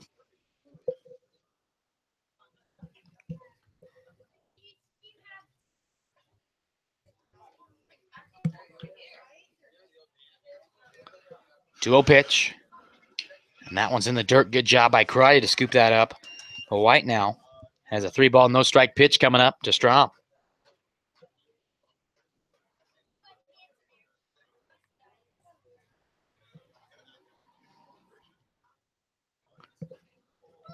3-ball, no strike pitch, but before White throws over to first again as Bauer slides in safely. After that pickoff attempt by White, 3 balls, no strikes, 1 out. And White misses down. And cue the torture, as the Oilers are not done here. As John Thomas comes to the plate with runners on first and second and 1 away for the Oilers. Crotty goes and has a word with the right-hander, Preston White, and comes back behind the dish. John Thomas gets his orders from the third base coach. Thomas, 1 for 3 in this game, reached on an error in the first, which brought home a run, and he came around as a run himself, tripled and scored in the third, and flew out to left field in the fifth. Now it's runners on first and second with 1 away in the top of the 7th and hopefully final inning here. As since this is a doubleheader and only goes 7, the Sharks have 1 away, 2 outs away from victory as White misses out for ball 1. On deck is Nathan Webb, the third baseman, but right now White is just focused on the shortstop at the plate right now. 1 ball, no strikes from White. And White misses again down low. 6 balls in a row now from the 6'6" right-hander. And with the way his command's going, might just have to give Thomas a pitch to hit and let his infield back him up. 2-0 pitch with the runners on first and second. And that's outside, ball 3. As the Miners, another Alaska Baseball League news, finally put up a run. 10-1 lead now for the Oilers. For the Pilots. And that comes in for strike 1, and White desperately needed that one for the confidence. 3 balls, 1 strike, 1 away. Runners on first and second here in the top of the 7th and final inning as White steps off, looks over to second to Jack Bauer over there. Jack Bauer on second. Kellen Strom at first, and John Thomas at the plate with Preston White on the mound. And that one's outside, ball 4. And folks, this was never going to be easy, trying to put these Oilers down. But right now, Chris Beck going to go have a word with his right-hander. This won't be a pitching change, as sadly, there's nobody warming up in the Chinook bullpen. As White had a good 6th inning, but right now struggling, got the first out. But since then, has loaded the bases with a 3-run lead at 7-4.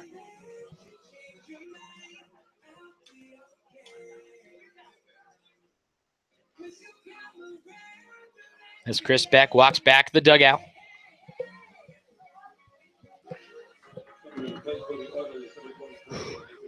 Nathan Webb to the plate. Bases loaded for the Oilers. 1 out, 7-4 lead here for the Chinooks. All we're looking for is a ground out. We'll even take a pop-up right here, even if it means we're letting a run score. Bases loaded, 1 out, top of the 7th, the pitch from White. And that one is called foul, as that must have gone off Webb's foot, as the Oilers catch a break there.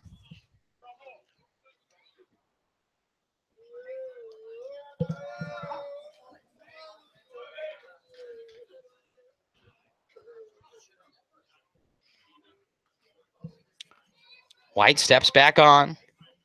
No balls, 1 strike, 1 away, bases loaded. 7-4 lead for the Chinooks. And that one finds the strike zone, and White ahead. No balls, 2 strikes. Critical strikeout position here for the right-hander on the mound.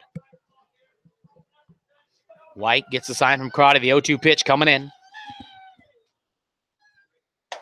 Hangs high, ball 1.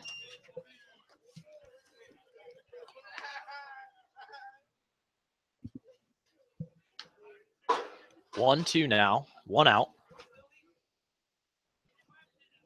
White sets and delivers. Ball 2 outside.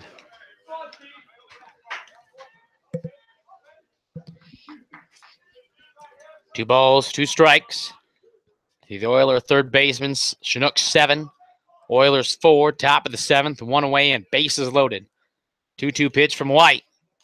And a swing and a miss. Gets Webb.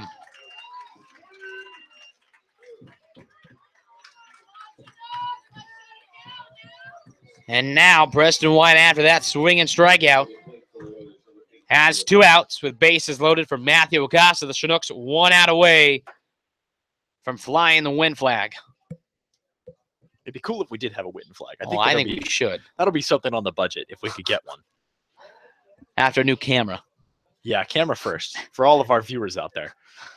2 outs in the pitch, and Acosta sends that into left field. 1 run scores for the Oilers. Good job by Johnson to get that ahead. They'll just keep it at 1. And all of a sudden, folks, this game is not over. As Benjamin Wagner to the plate. Bases loaded, and after that opposite field RBI single, the Oilers now down 7-5. Weiner, 0 for 3 in this game. With bases loaded, 2 outs here in the top of the 7th. And first pitch swinging, sends that foul down the line for strike 1.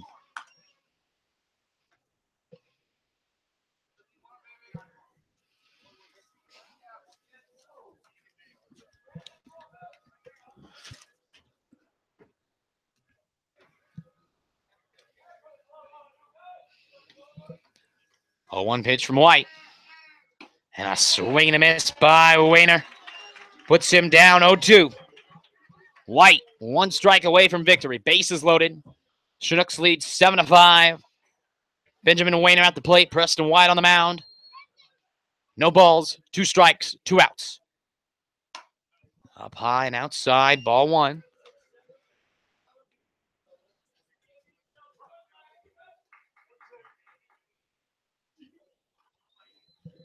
One-two pitch from White. 2 outs. Top of the 7th. 7-5 lead for your Chinooks. As that one sent foul. Keep this out of 1 ball, 2 strike count. Wanger is on all of these pitches. He has a general idea of what White's going to throw here. 1-2, 2 outs. White gets the sign from Crotty. Sets, kicks, and deals. And it's foul to the backstop. And it looks like Weiner out there has a pretty good idea of what White has in his pitching disposal. As we'll do that pitch again, bases loaded. Chinooks lead 7-5 in this Alaska Baseball League action. Top of the 7th, 2 outs, bases loaded. 1-2. As that one's ripped down the right field line. The first base coach there for the Oilers ducking to get out of that one. As we'll do that pitch again, folks. You love it and hate it. But one of the best things about baseball is it's truly never over until that final out's recorded. 1-2 pitch again from White. 1 strike and 1 out away from victory. As that's chopped. Fair to Gomez. As no, that is going to be called a foul ball. As that looked like it hit the line, which would make it fair.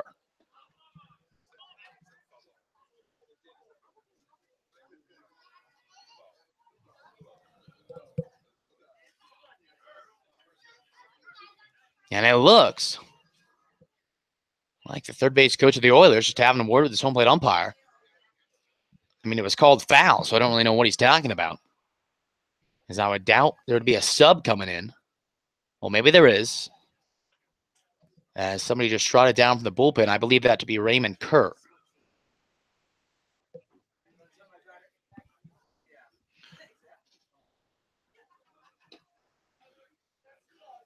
As it looks like we're going to have a switch here. For who and what, I do not know.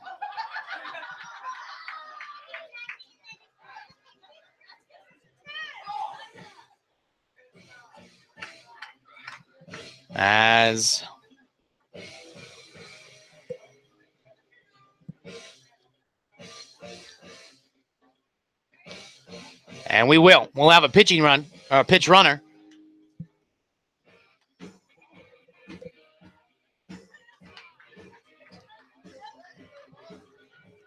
As Raymond Kerr comes on a pitch run.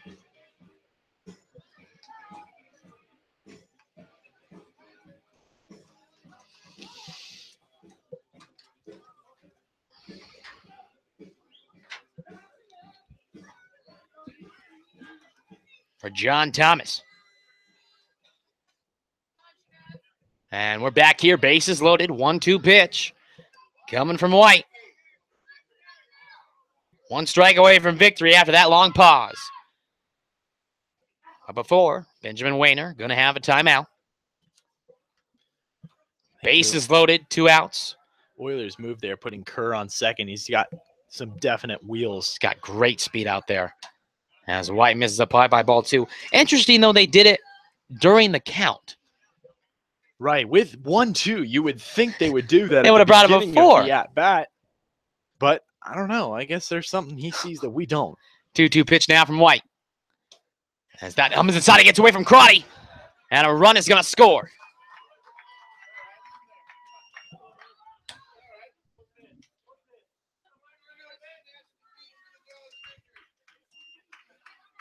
And now, this is a 7-6 game. As a 3-2 pitch. Top of the 7th, 3-2 pitch coming from White. And a swing and a miss. And Crotty throws down to first, and that is the ball game. Folks, torture. Gotta love it. They brutal to the bitter end. They scored 2 runs in the 7th, the winning run in a speed demon format, 90 feet away. And luckily, a good strikeout right there is going to finish us off here. And that's going to do it. We're going to take a quick break, and when we're back, Mike Capriz is on for the play of the game. As the Chinooks win 7-6, we'll be right back with a quick post game.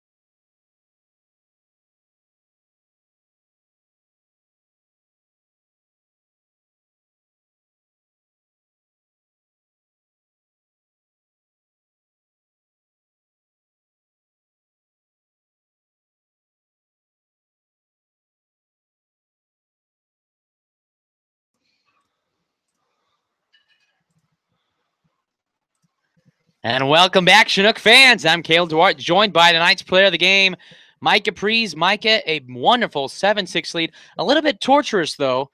Probably you out there in right field were thinking, oh, boy, Preston, let's hurry this game up. First of all, 2 wins over the Oilers, 3-7 the past 10 games. Must have been nice getting these 2 wins. How does that feel? It felt great momentum for the rest of the week, and just those 2 wins helped us boost our game ahead behind this team, getting us in the playoffs and stuff.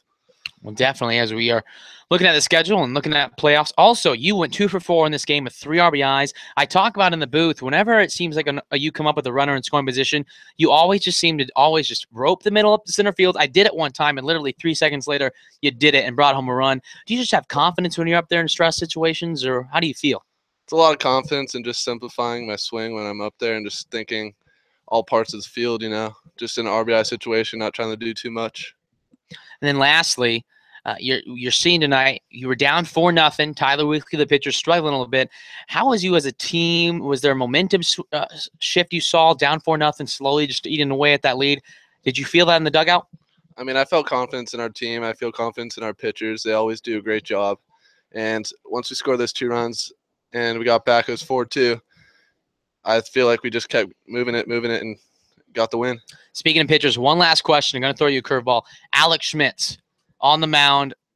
How did you feel about that, having a shortstop come in and pitch 2 perfect innings? Well, he's pitched before, and he actually loves to pitch, so I felt a lot of confidence. He throws hard, gets it by the guy. He's getting his strikes. That's all you need.